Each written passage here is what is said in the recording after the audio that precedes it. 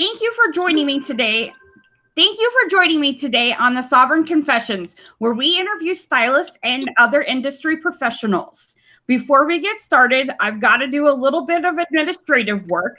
I need you to hit that subscribe button, and I need you to turn on that little bell on your screen to be alerted so you know when we have new videos, and that way you won't miss out on opportunities to enlighten the stylist inside of you. Today, I am going to be speaking with Ursula Goff. Am I saying that right? Yeah. Okay. Ursula has been a licensed cosmetologist since 2003. Not only is she a salon owner, an educator, and a major influencer in the industry, she has her bachelor's degree in psychology and a minor in sociology. She's internationally published and is making the transition to wigs and creating art pieces, which I have to say I've been watching, and they are absolutely amazing. Oh, thank you. I'm glad you so. So, thank you for joining me today, Ursula, and let's dive right into the questions from our members. So, let's get started with what drove you to cosmetology? Well,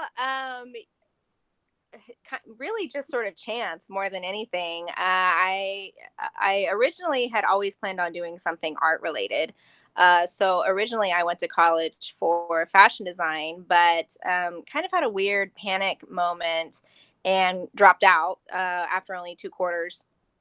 And then I thought, well, maybe I shouldn't do art for a living. Maybe I should do something a little more academic because I can, I'm a little bit of an intellectual too. So I transferred to the University of Texas to start my psychology degree, but I panicked again and dropped out again. So at that point, kind of a lot of things had happened. My boyfriend that had moved to Texas with me for me to go to college had moved back home, which I should have taken as a sign, but I didn't. And once I dropped out at University of Texas, I didn't really have a plan. So, I was out of ideas. So I came back home and was just sort of regrouping, I guess. I was working as a waitress at an A&W restaurant. Like, I didn't know what I was going to do. But I had always colored my hair, like starting around I don't know, 7th or 8th grade, I had kind of started experimenting a little bit, and I would color my friends' hair sometimes too. So actually one of the girls that I waitressed with one day was like, why don't you just go to hair school? And I almost immediately kind of blew that idea off because it had never crossed my mind. Like I never even seriously considered that. But just out of curiosity, I decided to investigate a little bit. And the local community college had a program, and they told me they'd give me a full ride for my ACT scores. And I was running out of ideas, and I didn't have any money, so I thought, free sounds good. I really didn't.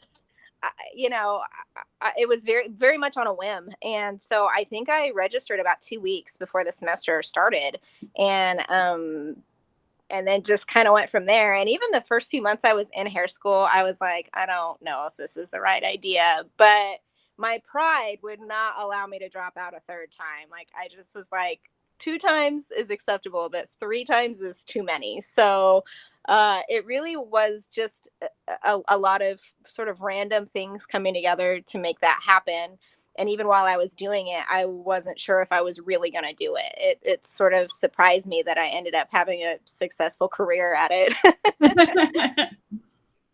So if you were not a stylist, what would you be doing? Well, that's actually something I've had to think about a lot the last several years because I was diagnosed with multiple sclerosis in my late 20s. And my doctor said, there's not really any way to know how fast your illness will progress or how it will progress. And, your job is really physical. So you really need to have a backup plan in case that physicality becomes a problem for you down the road. So that's actually when I went back to finish my psychology degree because I thought, well, if I end up having trouble walking or moving, probably having a desk job is a good way to go. And so that's when I went and got my bachelor's, and I graduated with that in 2014. So, and that actually is not for clinical psychology either. It's more community psychology, which is similar to sociology, where you sort of, diagnose community issues and then work on fixing them or helping the community fix them. So I still do quite a bit of community work here and there. I usually have at least one community project I'm involved in at any given time. Currently, like, I'm on the library board, and I periodically do little things here and there with groups like our local young professionals, or helping fund or find resources for other projects, just locally, because I live in a little town that has a lot of problems. So we need a lot of help. So I would probably, lean towards something a little more academic and community oriented. Obviously, too, I'm transitioning into doing more artwork type stuff. So also creative things too, but ultimately my primary ideals tend to be related to like freedom and independence and creative and intellectual stimulation. So if I can meet all of those needs, I kind of don't really care how it happens. Right on. Well, how has your psych degree woven itself into your beauty business? Well, as we all know, as stylists, we kind of are like the cheap therapists of the world. And I don't mean to say that our services are cheap, but definitely compared to real shrinks, it's a deal. So definitely, I think it helps me be a better advocate to my clients for if they are needing community resources or they are needing assistance on something. The fact that I tend to stay on top of that sort of thing locally means that I can sort of maybe refer them to people who are qualified to help them, especially because, we're very trusted people in communities. We really have a relationship with our clients that probably only medical professionals could maybe compete with. So I think I take that really seriously, and it also helps me. I would say I feel like sometimes women in particular can share a lot of toxic attitudes among themselves, in the sense of, like, we can be very self-deprecating, or we can be very hard on ourselves about our appearance or how we're doing as parents or how we're doing as wives. And if we're really pulling it all off. And I think my training helps sort of redirect some of that energy sometimes, because I know women do need opportunities to unload about that sort of thing, but I don't want to be a part of it being an unhealthy, continuing sort of unhealthy attitudes, like, I think that can lead to lots of enabling behaviors or controlling behaviors. So I see my part in my clients' lives as someone who can maybe sort of put maybe a different spin on things for them, to be a little more positive or to be a little bit healthier, to like come at it from a different angle.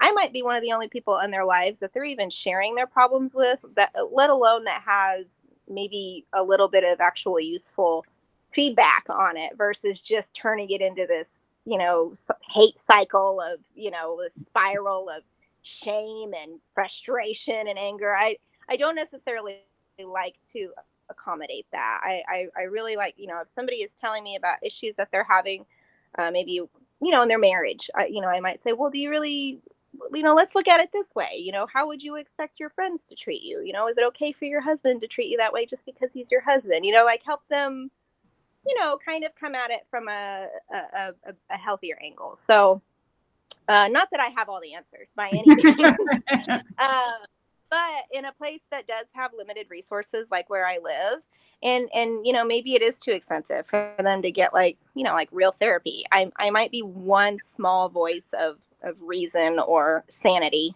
that they have, and encouragement too. I really think it's important for clients to feel good, not just about how they look physically, but I want them to walk out feeling emotionally better too. I don't want them to feel exhausted. I don't want them to feel like this is a place where we all just complain and it's draining and that sort of thing. Absolutely, I don't mind listening to my clients' complaints by any means, but I also I'm solution oriented, so that's one of my favorite things to do, is sort of direct the conversation. Like, what are some ways you could address that, or who could we talk to maybe, or what are some books we could read, or just resources, problem solving, finding an answer to it. So it's been a huge influence, like absolutely enormous, and really helpful too, because it helped me understand the kind of environment I wanted in my salon that I had not really been doing myself. Like when I first got into the industry, I was a train wreck too. And I'm not proud of that. I don't feel good when I reflect on the energy I was bringing into work and exchanging with my clients. I don't, that's not something I would encourage now. It's not something that I think is good for an overall environment, because there's other people in there that are listening to you as well. And it can kind of rub off on them if there's a lot of, just really negative, constant negativity. So it has helped me be clearer on what I want to bring to the table and how I want my clients to feel. And I think it improves our trust level too. I think if people feel like they can share difficult information with you, and you're not going to turn it around and it's just going to turn into this exhausting emotional downward spiral, I think they feel better about sharing that information, especially because it can be hard to find supportive people in your life. That's tough to come by. And so I try to be a good source of support in a healthy way, if that makes sense. Yeah, so I totally get that, because I'm the same way. Like I feel that way too when I have a client in my chair that, okay, so this is what's wrong. Before your foils are done processing, we're going to come up with a plan as to how we're going to fix this. But one thing that I noticed is that after a while, it was hard. I would take all of that energy on, and it became exhausting. So what advice would you give to stylists who's starting to feel burned out? Well, definitely boundaries are so huge. Like boundaries. I don't even care what industry you're in. I don't care who you are or what you do, if you're a man or a woman, how old you are. Boundaries are so important for your own emotional well-being. If you don't understand where your problems end and another person's begin, you're always going to feel exhausted. You're going to be easily taken advantage of. If you always feel like you're constantly giving and giving and you don't get anything in return, those are all signs that you have poor boundaries. So I would say, as a stylist, I think that's one of the advantages of the strategy that I utilize, at least for me, where I try to make it a more positive interaction versus a negative one. That's me taking control of the energy in the salon. So then I don't walk out of there just feeling terrible all the time. Because, if we don't take control and set the tone, and it turns into this negative, oh yeah, I hate that too. And, that's so terrible. And it's just constant. You're just feeding that negativity back and forth to each other. You're going to feel terrible all the time. That's exhausting. So you have to, as the professional, take control of the situation, set the tone. If, you are going to have clients that constantly just want to, really turn that negative direction every single time, no matter what you're talking about. It's helpful to learn some communication strategies to work with that, to kind of redirect that, to maybe sort of shut it down, maybe if you need to, if they keep doing it and you're kind of catching yourself being like, I can't keep doing this. Learn some strategies, like read some books on communicating, listen to some courses on how to set those boundaries, because it can be, everybody has heard the term set boundaries, but we don't always know, like, what does that mean? What does that even look like? Well, it can look like something as simple as just saying, I'd love to talk to you about this right now, but we've got to put you under the dryer and I've got to get to my next person. Or, like sort of just redirecting what's happening in that moment. If you can't get away, then you've got to use some verbal strategies where maybe you take what they're saying to you and you turn it into a positive anecdote that you can share, or maybe sort of redirect the subject matter a little bit. There's a lot of things we can do, and every person's gonna come at it differently. It's just about learning to protect yourself and understanding that you deserve that, you're entitled to that, you have to do it if you're gonna go home and still be a good, spouse and parent at the end of the day. You can't be giving all your best to your clients and have nothing left over at the end of the day. So boundaries for sure. And just having a clear goal of, I want to set the tone.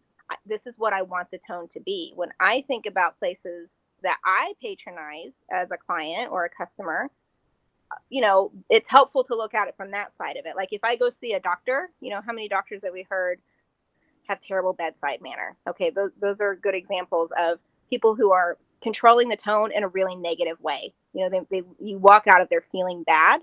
They've made you feel bad. They've made you feel not listened to. Whereas doctors that have really great bedside manner, they might validate you really well. They'll say, oh yeah, that does sound really difficult. And that's an easy way to separate your feelings from another person's. Yes, that sounds difficult for you. Like verbally saying that is difficult for you. You're mentally putting up a barrier right there. You're still being sensitive to what they're saying, but you're letting it be theirs. And people want to hear that anyways. I mean, that's still validating in a huge way. So making sure you're careful about the language that you are using. Oh, that sounds tough. What are you going to do about that? Those types of things where you are identifying that the task is theirs, the emotional task or the physical task is theirs to do. You'll gladly listen to it, but it's their task and their problem. You don't have to say, oh, that sounds like a you problem. You don't have to be like that about it. But you can say, yeah, that sounds hard. What do you think your plan is for that? Or that's a very easy way to immediately set a boundary. And a lot of times I find that for people that really love to do those negative complaint spirals, that kind of shuts them down a little bit. They haven't thought about that. Yeah. And if the goal is just to complain and make you feel as bad as they feel, this doesn't really let them do that. For other people, they've maybe never really thought that they could do something about it. So you could be opening up a whole huge door for them that they've never considered, so there's a lot of strategies, I think, for that, but you do have to make an effort to learn them. I think a lot of women don't have strong boundaries. We are sort of socialized to be very accommodating. And so that can mean that we do take on everybody's stuff just constantly and never really make room for our own. So it really can take some retraining in adulthood to learn how to do that. And I think people women in particular have a fear that if they set boundaries, to them, they might think that makes them bitchy. To them, it might sound like, they're unlikable. We worry a lot about being liked. But I think that the biggest surprise to me once I learned to set boundaries was most people don't care. They're totally fine with it. If you say no, if you set a boundary and say no, most of the time people just move on with their day. It's not going to be the end of the world and a big confrontation like you think it's going to be. So I think that's a big obstacle for a lot of us, is we're worried about what happens if I don't take everything on all the time. Well, nothing really. For the most part, it's not a big deal. There will be some people, maybe if they're used to taking advantage of you or getting a lot out of you, that resist that once you do start to do it, and that can be a little tougher, but that's a whole other can of worms you might need therapy for. So I'm not going to try to advise on that, but just in those more casual settings with clients, there's a lot of phrases. I actually have a little story highlight on my Instagram kind of talking about this a little bit. Like, here are just some, if you're not comfortable just coming right out and saying, I don't want to talk about this, or just no, there's some softer suggestions I've made. I utilize humor a lot to kind of, keep it light and maybe make people feel like still comfortable. But I like to exaggerate, like, oh man, that sounds like a terrible idea and you're going to get us killed. Just little things like that. It's really not hard, but if you don't know how to do it, you don't know how to do it. So I would just say, read up on communicating, read up on setting boundaries. If, you might be codependent. A lot of people are really codependent, and that's kind of what that means, is just really weak boundaries. So research codependency and how to sort of break out of those patterns. So what has been a surprise to you since owning your own salon? How much financial training I don't have. Yes. But I think that's pretty widespread. I've seen a lot of that just on your Facebook group. I also am good friends with Tina Alberino, who does the This Ugly Beauty Business blog. She's a rock star financially. I just, we're in a creative field. I don't think we attract a lot of methodical accountant type thinkers. But so many of us are sole proprietors or salon owners, and you just jump into it not even realizing how much you're taking on, And I just bought my salon in December, and by late January, I was frantically, searching for accountants. Like, okay, now that I bought this building and I started looking into what I need to do, I realize I have no idea what I'm doing. So I have someone right now who is working very hard to help me get straightened out financially. That's probably, my biggest advice. If you're going to be even just a suite runner or a booth runner, get an accountant to make sure that you're paying your sales tax on retail, like things that maybe, like, the reason I didn't know those things is the places I was working, they weren't doing them either. Like the places that you start off with when you're coming right out of school, they may not be following all the labor laws, and not even necessarily out of any sort of greed or maliciousness, but just because they don't know. Yes, I didn't exactly. know. I don't want to be a tax fraud evasion person, So I would say the financial complications, even though my situation even is just very straightforward. I just bought the building free and clear, like I just paid cash for it. I don't have a mortgage or anything. I do have tenants. And it just seems like this should be a very simple exchange, but it's really not. There's other stuff going on, let alone if you're doing anything like commission or, you have 10 chairs, or you have plans on expanding, or you're trying to open multiple locations. I mean, it's a lot. I don't think you should just jump into that with no finance background or business education. Definitely learn everything you can, or get someone to help you.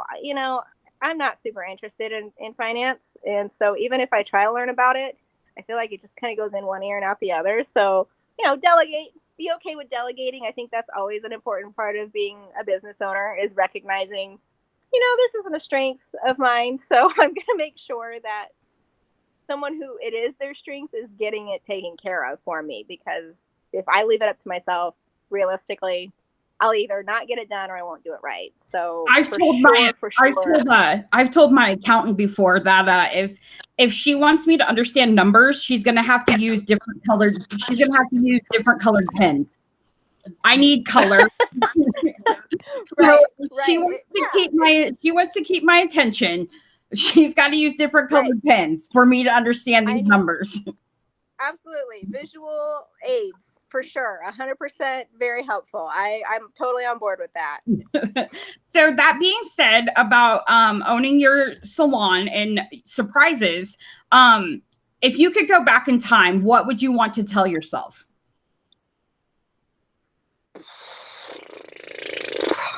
I mean, probably what I just said, get an accountant. Sure. Yeah. That has probably been my biggest obstacle. All the other stuff, educating myself in terms of, product and technique and things like that. That's very easy to do. That's a very natural process. I think for a lot of us, if you're on social media, you can't help but swipe through your dashboard and see educational stuff just coming at you left and right. So I feel like that's a much easier task for, someone who's creative oriented. I would say be radically honest with yourself, really do a strong self inventory, maybe even get some people close to you to help you with this. It can be tough to hear what your weaknesses are. But if you're in denial about it, I think you're really going to hurt yourself. And there's nothing wrong with not being 100% amazing at literally everything all the time. But most of us are good at one or two things, and everything else, maybe not so great. And that's okay. That's totally okay.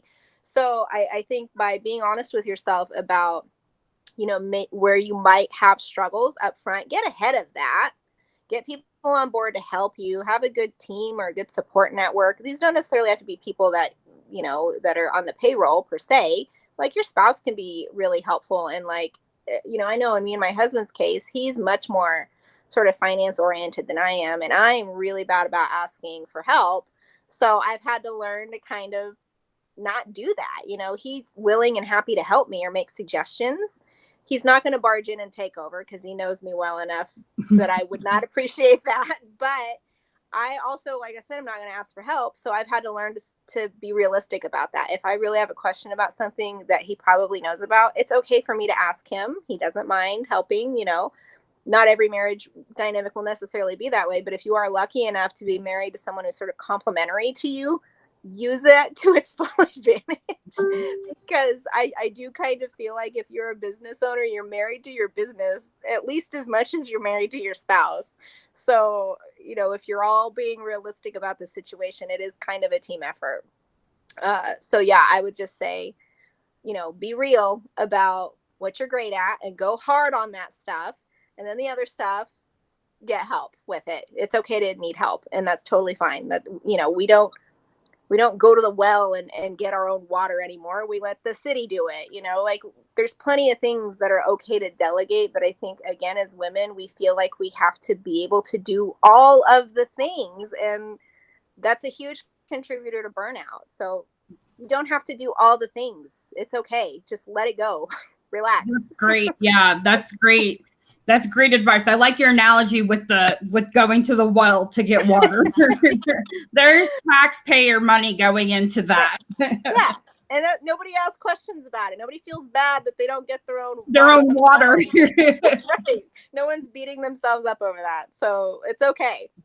So, what are your tips of the trade that you would like to pass on to stylists? This could be business related, or we know you're a color guru. Is there some kind of a secret recipe or little tip that you have that you would pass on to anybody watching? You know, I would say that, and this is not only just based on my own experience, just, you know, doing well, like as a colorist, but based on what I have seen, especially over the last few years, just through hair forums and the, you know, the comments and questions that get left throughout social media. I don't think people know chemistry very well. I agree. I don't think they know their color theory very well. There's a lot of science involved in this industry, and a little bit of math too. You know, there's some geometry involved in doing haircuts and things like that. Learn that stuff. It's worth it to understand why something happens the way that it does, why this product works the way that it does versus this product. You know, those differences are, first of all, really important for you to be able to do a good job and deliver, you know, a customized service for your client. But also there's that whole, you know, learn the rules so you can break them kind of thing. If you understand why something works that way, then you can start playing with that and bending it a little bit. And I think that's important if you are someone who is kind of like me and you're maybe a little more experimental, you're a little bit more kind of alternative. You ask a lot of like, what would happen if I did this? Mm-hmm. Those are safer questions to ask if you understand why you're doing something in the first place. You know, if you have no idea why something works the way it does, you know, we see this like on amateur hair videos where people melt off their hair with bleach or give themselves chemical burns.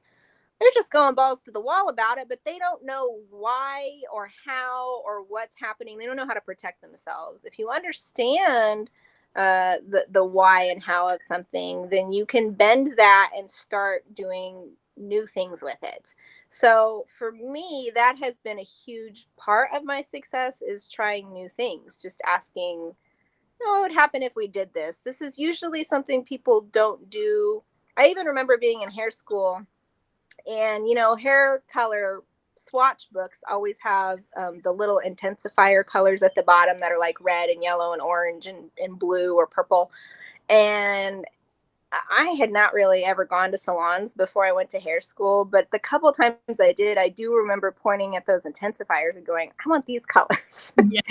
And the colors would always say, well, I can't use those on you. And I remember being in hair school asking that question to my instructor, like, can I use these? Like, what's the story with these? And she goes, try it. That's a great educator to yeah, exactly. do and so yeah, I guinea pigged on myself, and that's kind of how I learned you can use those on yourself. There are certain conditions you have to follow, but that was just kind of one of those things you take for granted, that a certain thing like, oh, I can't do that. But if you understand the reason why you can't, then you also can understand why you can. So there's just going to be maybe different parameters. So understanding all of the parameters of what you're working with, I think goes a very long way in helping you do unique things or tackle really challenging projects. Like if you've got a huge color correction, or I know for me, this is actually a little knowledge tip that I very rarely put out very often because it doesn't come up a lot, but it was something I learned actually related to this intensifier story. If I've got a client who has, faded green hair and they want orange, I can use those yellow intensifiers like a high lift blonde to make them yellow, and then I can make them orange on top of that. I can't put orange right on top of green most times. That's going to not look very pretty. But if I want a nice bright yellow, I can slurp all that green out, because when you use those intensifiers, like if Redken Color Fusion or High Fusion, they make, the red, orange, yellow. If you use that with, double 10 or double 20 volume, like a high lift, it'll slurp all that old color out and deposit new color. And now I've got a bright yellow foundation that I can make orange very easily with. So that's like one example of a little trick from understanding the chemistry of how those work, and instead of what a lot of colorists might do is try to bleach all of that out. Mm-hmm. Maybe use a color remover, which is just low grade bleach. If you have somebody that's got like an integrity issue on their hair that's not going to be an option, but maybe just slapping some of that yellow on there for like 5 minutes, get it in and out, slurps it right out. It's not as hard on your hair as bleach. You're also not stripping all of the color out either per se, because then now you've got maybe a flatness problem. That's something I care about, not necessarily all colorists care about, but for vivid work, I do like the color to be a little more dimensional. Putting color on just flat blonde hair, the color itself tends to be more flat, but if there's already some pigment, the color is a lot more dimensional and almost can look like it's growing out of your head naturally that way. Yeah. And it just looks prettier, I think, more polished. So, that's just one little small example that kind of applies to this, these last two questions: know your science, know your chemistry. But also, knowing all of that stuff when you're addressing a big problem, a big project, and you really want to deliver on it, or you've got maybe a really nitpicky client, knowing that stuff can really save you a lot of steps, or it can really help you take it to the next level. Like people will be blown away. I got questions about that all the time. When I use that trick, people are like, how did you do that? How did you do it? Even other professionals, so it really gives you a lot of credibility too. You want to have credibility, not just among clients, but among your peers. Learn your stuff, it's that simple. Yeah, it's like we're referred to as artists, especially when you're a colorist, and it's always, break rules are meant to be broken, and think outside the box, color outside the lines, all those sayings. But at the same time, I always soaked that up when I was going through school and then was out on my own. But at the same time, part of me was like, you still have to, there's still chemistry and science behind it. You can't just do this. There's a reason this is like this, So yeah, I totally agree with knowing the science behind everything will take you a very long way. And my clients would actually, I had some that would make fun of me and told me that I totally geek out about this stuff. And then it's like I am teaching a mini cosmetology class because I'm walking them through. Right. Because I get so excited about it that I feel like they need to know that this is what's happening. But yeah. Well, the added benefit though of educating your clients is they stop coming to you asking to be silver, from black hair color in one appointment. Like I have so many of my clients now know enough to say, I know I can't do this maybe on our next appointment. It might take a few appointments, but here's the direction I would like to start going. They also get a more realistic idea of what it's going to take, how much it's going to cost, explaining to them that this is going to save your hair. If you're trying to grow your hair out, we can't keep, doing this, bleaching the hell out of it every time, so let me help you. And I explain, why we're doing it this way. This is so we don't have to cut 6 inches off. If you want to cut 6 inches off, we'll go for it, but if you don't want to, then we have to go this direction. So, that's nice too. It's nice to have clients that are understanding what's going on, and they end up having a lot more respect for how hard you're working and how much knowledge and money and product this takes. And that eliminates a lot of headaches too, because how often do we see complaints about that too? This client, wants this outrageous service, but their budget is $70. And how do I, or once I gave them the tab, when we were done, they were angry about it. Well, you didn't talk to them. You didn't educate them. You didn't consult with them in a thorough enough manner that they understand. When they understand, they're pretty much always like, oh, okay. And they go along with it. If you don't explain it, it's much harder to have a happy customer, I think, if they don't understand what's going on. So there's advantages to that too. Absolutely. So what is like one of the most memorable or exciting things that you have seen in our industry? Wow. I read these questions ahead of time, and that one was one that I kind of really, I've had a lot of those experiences. I got to be on stage with Tabitha Coffee last year in Spain. I've gotten to be on stage actually with a lot of people I really respect. I think, I think I know what it is. It's bigger than that. I think social media has done so much good for our industry, where it has made education so much easier to access. It has made it so much easier to network and commiserate with other professionals. It has just the exchange of knowledge and information that we have now, versus when I started, 18 years ago, is amazing. The first 10 years of my career, I almost could never get to a hair show because there's nothing local. I live in rural Kansas, and I have to go to Chicago or Orlando or New York or Las Vegas if I want to go to like a really great hair show and have access to really great education.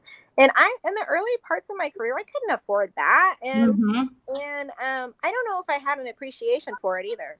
Honestly, I don't think I really truly, without being exposed to it constantly, I really truly didn't understand how many different skills are needed for this job.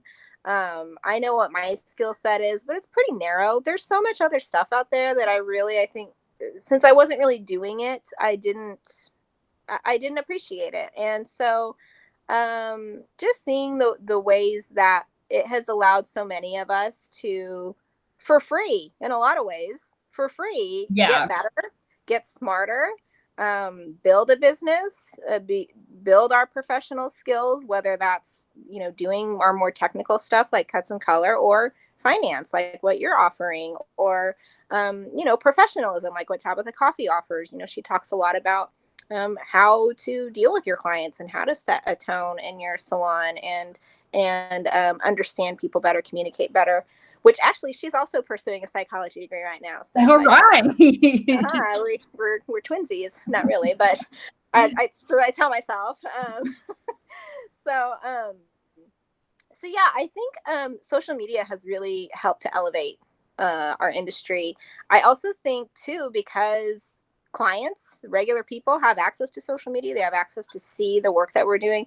It maybe helps them appreciate it a little bit more too. They get to see how complicated some of this stuff is, how much time it takes, how much effort, and instead of kind of just wondering about it but not really knowing.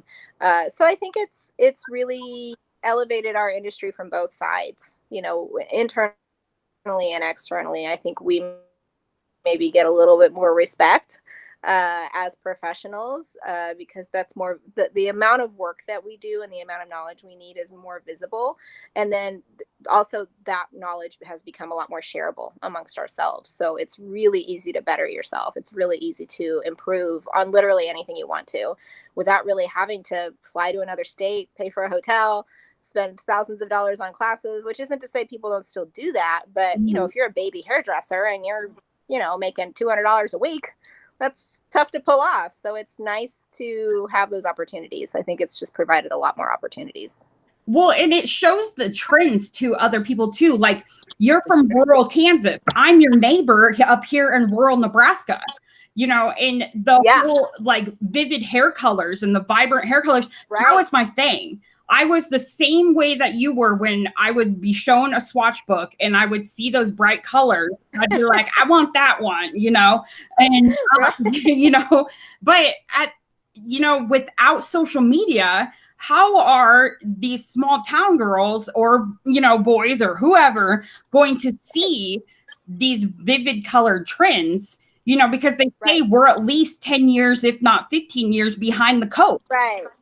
Right. So much behind the curve was happening. And now I feel like there's almost no curve, like it's right there in front of everybody's face, not just the people who live on the coast in metropolitan areas. You can have access to what's cool anywhere on the planet right now. You don't have to wait till the magazines trickle in and then and people have to be confronted with it so many times before they start to feel comfortable with something new. Social media, you're meeting that confrontation within days or weeks, whereas before with like print media, it would take months or years to be constantly bombarded with an idea to get comfortable with it. So it's really sped up that trend process. Yeah, I agree for it's changed what's like the speed of social acceptance. Absolutely. Of kind of, same thing. 18 years ago, I would have never imagined that I would be rocking purple hair at a PTA meeting.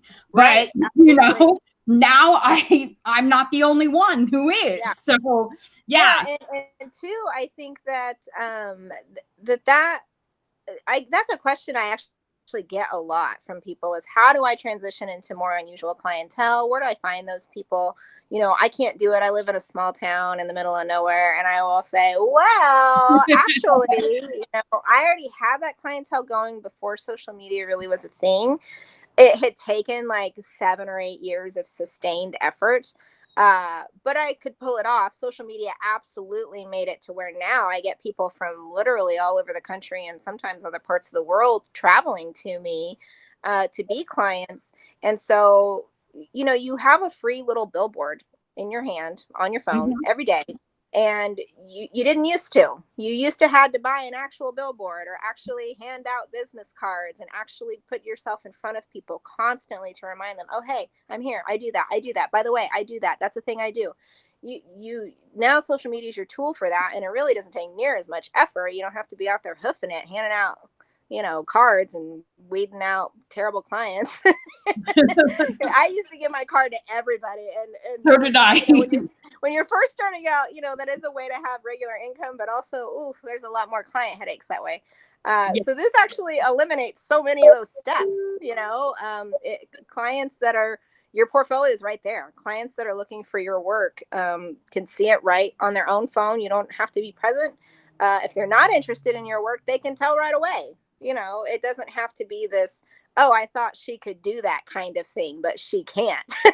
It really, I think, has streamlined the whole, beginning to end sales process. So it has really changed the landscape so dramatically, but I think largely for good. So, what has kept your spirit up during the COVID-19 outbreak? I haven't really had too much trouble with that. I think largely because I'm already pretty introverted as it is. I don't really leave my house a whole lot except to travel periodically or run my kids around to whatever they're doing. And I have always been able to entertain myself really easily. So, I'm doing what I always do, making stuff, watching movies like everybody else, indulging in good food, and the opportunity to maybe have wine a little more often. Not that that's a recommended coping mechanism, but typically I hardly ever drink, just because the older I get, the harder it is to be functional. Even after just a couple of drinks, the next day I might feel terrible, but I've got to go to work, and it's much harder to power through than it was when I was 23. So I normally refrain from that quite a bit. But now I might have, 2 drinks a week instead of once a month. So, just sort of taking advantage of the things you normally can't do, maybe. Yes. I get to hang out with my husband and my kids a lot, which they're my favorite people. We don't seem to have a lot of family conflict. I've seen a lot of people complaining about. So I'm thankful for that. It's really, it's been relatively simple for me. But I think a lot of that is just because I'm kind of lucky in a lot of ways. I'm not living by myself. I do have, positive family dynamics. I'm financially solvent for the most part. And I don't have a lot of the same stressors right now that other people have. So by all means, I'm very privileged. I don't think anybody should feel bad that they're not handling it as well if they're not, because if you're having to do this completely by yourself, that's really, really hard. If you maybe have difficult family dynamics, that's incredibly hard. I grew up like that. And when I think about being a kid in my family going through this situation, it just sounds like a literal nightmare to me. But that's also another factor in what has made it a little bit easier, is this is not even remotely close to the hardest thing I've been through. And I know I can handle hard things because I've already done it. So just sort of having that little light at the end of the tunnel, that knowing, that I'll come out of it okay, even if it's hard. That's always a useful emotional coping tool for me, is just knowing that everything is temporary. So I have a unique situation, and that definitely does make it a little easier. But I think I also have, kind of a Zen perspective on it too. Do you have any advice for fellow stylists that are hesitant to return to their chairs? Oh, I think it really depends on what's making you hesitant. If you are nervous about the health aspect of it, that's probably a good reason to be hesitant. So um, in that case, I would just say be as careful as possible if you're being sort of forced to go back to work for financial reasons, uh, which sucks. Me and Kate Board put together an entire a little bit of an organization to kind of try to address that issue, because it was really frustrating that we were basically sort of, not in so many words, being considered an essential service by being dumped off of any financial assistance and forced to provide services in a really high risk industry. I think that's what a lot of people didn't realize about doing hair. If I did some research on the occupational risk, and we're right behind healthcare providers, because we are in close proximity for hours at a time, right up in people's faces, and they're right in ours. And we're touching, constantly in a way that almost no other providers besides healthcare providers do. So I understand how nerve-wracking that is. That is something we really were attempting to address, because we really felt like that voice in the industry was not being heard. There was such a big push for us to go back to work by vendors, and I think sometimes publications too, because they're losing money if we're not working. And so, they were really thinking about their bottom line, but at the risk of our health. We're kind of being guinea pigs in a way. So I can understand that hesitation. If you're not sure if you still want to do it anymore, that's a whole other thing. I've seen a lot of discussion about that. I myself have talked about that a little bit. A lot of my health problems have completely cleared up since I've been out of the salon, and a lot of other stylists have told me they're experiencing the same kind of thing, and it's really making them question if they should go back. And I don't have the answer for anybody. We all have to work that out for ourselves. If it's worth it. For some people it will be. For me, it's not. I've done it long enough. My window of functionality is closing the harder I push myself. And I don't like that. I don't like thinking about being handicapped, at a relatively early age. So I didn't know the solution was this simple. if I had known, I would have done it probably a long time ago. I think it just depends on what you're dealing with, what your values are. That's always a tough decision, I think, no matter what career you're in. If something is making you have questions or feel hesitant about it, again, you have to go back to, I think, being radically honest with yourself and really evaluating, why do I feel hesitant? What are the pros and cons of this? How do I feel about those? What are my values? What are my deal breakers? What's worth sacrificing for? What isn't? You just have to be super clear on what you want out of your life. And I think too, you also have to be willing to accept a little bit of difficulty in transitioning, because I think a lot of people stay in things that they don't want, whether it's jobs or relationships or just situations overall, because it's easier, or it's a safe place. It's comfortable. Yeah. Yep. And they know that if they make a big change, that it might be kind of painful, and they want a quick, easy, fast solution. They want to have their cake and eat it too. And that's never how it works. Like I would love that as well, but life experience has taught me that there's always going to be trade-offs. There's always going to be probably a little bit of pain when there's change or when there's growth, but if it's what you really want, it's almost always worth it in the end. Things can really suck at first when you first make that decision to walk away from something. That can be really scary, and you might not have any idea what you're going to do. But I think if you, again, focus on the light at the end of that tunnel, that 5 years from now, I'll probably have a lot more clarity on this. I'll be in a totally different place, and it'll probably be fine.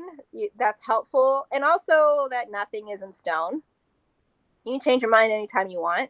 If you want to try doing something else, try it. I mean, you can always go back to work if you want to in your chosen profession. If you try going back and you think, what, it's not for me, that's okay too. Like nothing has to be permanent. So I think just keeping in mind that sense of sort of constant change, that everything is temporary, nothing is permanent. Again, I kind of come back to that again and again, but it's such a useful coping process for just life in general, because life does change. Everything changes. And if you're not prepared for that and you don't accept that reality, I think you're really going to have a hard time having a good quality of life. You've got to really do expectation management. So, could you describe for me what your I made it moment was? We know that you've been on stage with some big names. Was there ever just one of those times that you were just like, wow, I'm really here? I think when Good Morning America called me about, like, they literally were harassing me and my husband. Actually, they found my husband's work number and were calling him at work. And that actually didn't even end up working out, because I didn't like how they were handling things. So I ended up just walking away from the whole thing, which is, well, that's its own kind of I've made it moment. I just turned down Good Morning America. But that was really very surreal.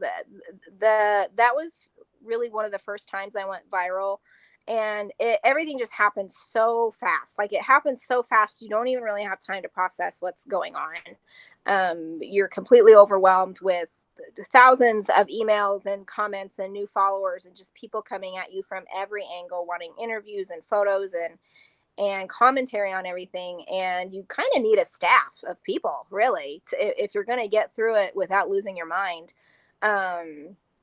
And I think even right after I turned that down, I think I might have even shut off my social media for about a week, just because it was just too much and I needed to put the brakes on it, So I think I switched everything to private for, 7 or 10 days, just to get a handle on myself. It was emotionally extremely difficult. So I would say just, whoops, this thing really doesn't stand up. Just really that whole viral experience in and of itself was just really it was weird. It's just really strange to go viral.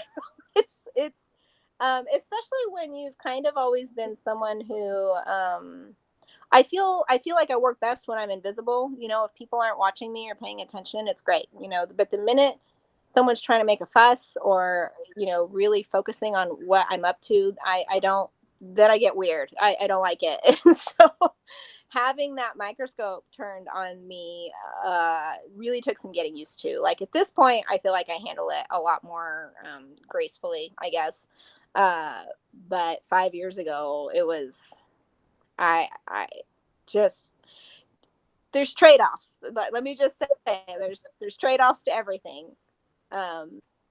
So if you think that's something you're wanting, that if you think you're wanting to go viral and, get that sort of attention, I think you should definitely be very aware of what comes with that. So that was definitely a moment of sort of almost feeling like my privacy was super invaded, having this huge media conglomerate, calling me and my husband. And when I asked them, how did you even get my husband's phone number? And they say, well, we have researchers and we found out where he worked. And it just kind of creeped me out a little bit.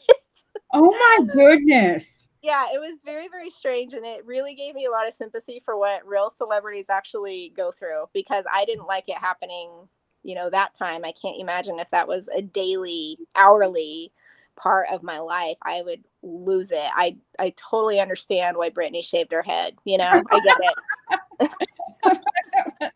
What do you think was the driving force behind your viral success on Instagram? I'm still figuring that out, honestly. I kind of feel like I've had to reverse engineer my popularity because it wasn't a strategy. I don't have a strategy. Again, getting on social media even was sort of just a chance thing. I had been backing up all of my portfolio work on Flickr, sort of the original Instagram. But Flickr doesn't really have any community standards, and it was starting to gross me out. There's a lot of weird people out there. And on Flickr, there's not really any privacy. So weird people can find you and be weird. And it's very public. It's very easy for you to see that weirdness or grossness happening. And I didn't like that. I was really struggling with it. And so I was trying to just find another place to put my portfolio, and I remember one of my friends saying, you should join Instagram. And I remember joining it thinking, well, this is for photographers. I'm really not a photographer, like, what am I going to do with this? So for a long time, I think it just sat there for like 3 years, not even doing anything. And then once I started, my frustration with Flickr reached its peak. I was like, you know what, I'm just going to make Flickr sort of I'm going to make Instagram sort of my new portfolio just until I find something else, I think was my thought process. And then from there, it just sort of turned into, little things happening here and there. Right around the time I graduated from college in 2014, I started getting noticed by publications, hair publications, and they were sharing my work. Other big influencers, people who already had huge followings, had shared my work a few times. I ended up going on the local news about my work. Just like kind of little things really started to accumulate. And I think initially it was because it was the beginning of this vivid hair trend, and I already had some visibility. I'd already been on Flickr for like 5 years at this point. So what that meant, and I didn't realize this when I did it, again, a lot of chance stuff here, was that meant that I was showing up in Google searches for stuff. When I put my work on Flickr, I would make little notes for myself in the captions. I might have said, this was faded Pravana Violet, and I went back over it with Ion Sky Blue, just so I could kind of remember, for down the road, or see what the effect was, have a point of reference. It was really more for myself. But for a minute there, if you Googled Pravana Violet, all of the pictures would be the actual box or a tube of Pravana Violet, and either me or my clients with Pravana Violet in their hair, because it was catching those captions on Flickr and pulling them into the Google search. So I already had a little bit of that visibility. And when you're in a little small town like I am, that's kind of a big deal. People feel like that's a big deal. So that's why the news wanted me to come on. And So as this vivid trend really started to sort of snowball, I already had credibility. I was already established. There wasn't a lot of other people doing it. And I know there wasn't, because I was looking for them. I was using the internet to try to find, a community. And there was a lot of amateurs. I found a really great amateur community. But in terms of professionals, there really just wasn't a lot out there. I really wanted people I could exchange ideas with, techniques, product knowledge, and it was just really hard to come by. So I was really one of the only ones, me and a few other people like Rebecca Taylor and Anya Goy. She's in Australia or England. I can't keep track of which one she's in. She goes back and forth. But yeah, we've known of each other for a really long time, because that rainbow hair circle was very, very, very small to begin with. And so then as vivid hair became a little more mainstream, I was already out there. I was already established. I already had sort of some face recognition. My own face had become part of my branding, just because I guinea pigged myself a lot. That was a lot of my portfolio at first, was me. I would try new things out of myself, because if I ruin my own hair, that's not near as bad as ruining a client's hair. So yeah, I already kind of was out there a little bit. And then it just I kind of started doing like the normal geeky, nerdy stuff that I do. So like when like the fine art hair, where I do sort of the side by sides of like the color palette from a painting that inspired the color. I think providing the visual aid was really fun for people. Like, I think it's one thing to tell people, oh yeah, this was inspired by Van Gogh's Starry Night, but I've come to realize most people's visualization skills are not super great. So they might be thinking, okay, like I don't see it, or I don't get it, or they can kind of make the connection, but not really. So providing an actual visual aid right next to it. So it's like, no, see, this hair has that little mint color in it. And you probably originally thought there was no mint in that painting, but there actually is. Things like that, like those subtleties that are hard to remember on your own. But when you have the picture right there to sort of remind you, it's like, oh, okay, I see it now. Yeah. So I think it was just the combination of sort of already having the recognition a little bit, not like I do now, but a little bit. And then sort of, being helpful, anytime you can be helpful, that's valuable. And not really, it's a little more commonplace now, but nobody was really doing that sort of side by side stuff. Again, that was me just being sort of like my normal geeky self. And I remember putting that series together thinking, nobody's going to like this, especially because I did a little, in the caption, I talked about that artist and things that I felt that they brought to the art world, or questions that their art makes us ask. I, again, totally geeking out, and I thought there will be probably 5 other people who are like, yeah, art, and then everyone else would be like, lame. But I do what I want, so I wasn't, I don't really care if people like it or not. It'll just cross my mind, like, I'm the only person who likes this. And so I put them out anyways, because it's my stuff. I can do what I want. This is my space. I like it, so I'm sharing it. I don't care if anybody likes it. And I could not believe how fast, especially that Van Gogh hair, really just spazzed out. Like, I couldn't... I remember when it was happening. It was just like, I'm looking at the numbers getting into the millions on my, on the engagement on it. And I'm like, what is going on? I had no idea. I wasn't trying to make that happen. That was actually totally the opposite of what I thought would happen.